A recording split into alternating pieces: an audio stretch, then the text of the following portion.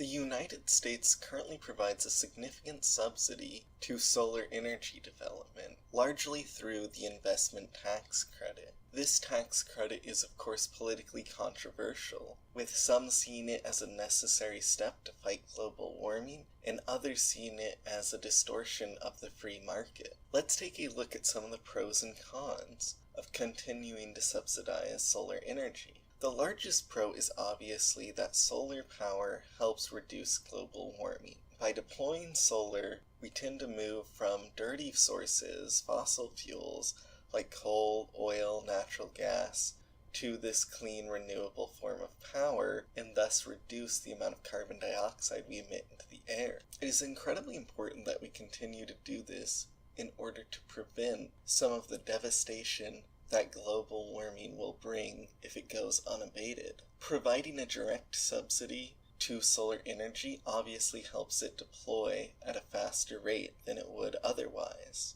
Another benefit of solar energy subsidies is that it helps to counteract subsidies that fossil fuel companies get. Fossil fuel companies receive and have received for a long time various forms of subsidies ranging from tax credits to environmental cleanup that they don't pay for. Solar cannot reasonably be expected to compete against this without any sort of subsidy of its own, and even if you eliminated all subsidies of fossil fuels today, the long history of subsidizing fossil fuels would still give it an edge for a number of years over solar energy. Another big benefit of subsidies is that it helps to accelerate the growth of solar and get it further down its cost curve. Solar has come down in price enormously over the last few years and will likely continue to drop in price in the next few years as well.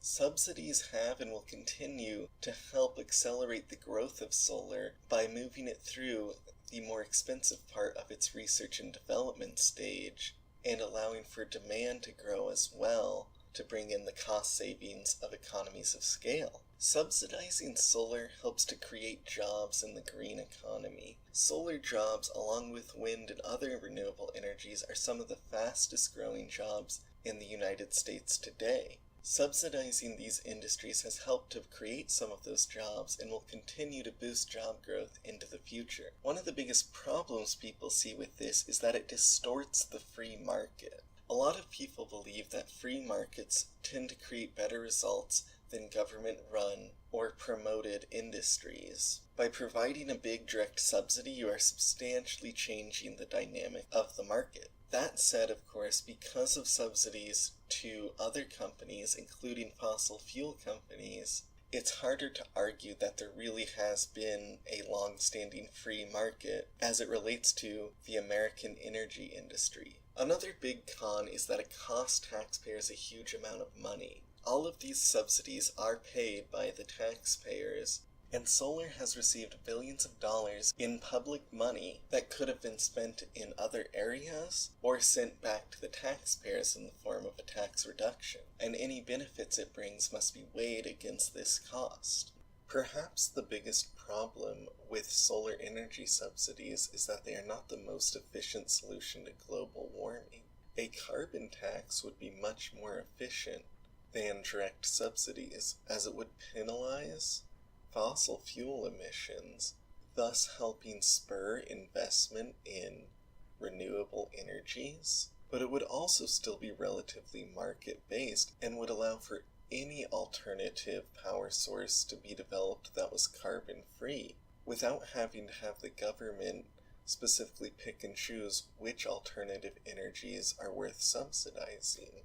A carbon tax would also provide more benefits to the poor, especially when combined with a dividend program as well.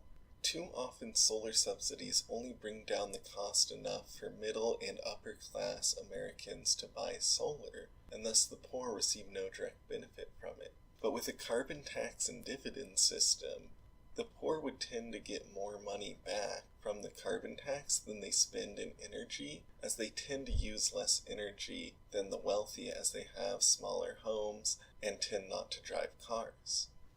Unfortunately, moving from one form of addressing climate change to another is very politically difficult right now, and so even though a carbon tax might be better, it would be very hard to implement that. Let us know what you think about the pros and cons of subsidizing solar energy in the comments below, and like and subscribe to learn more.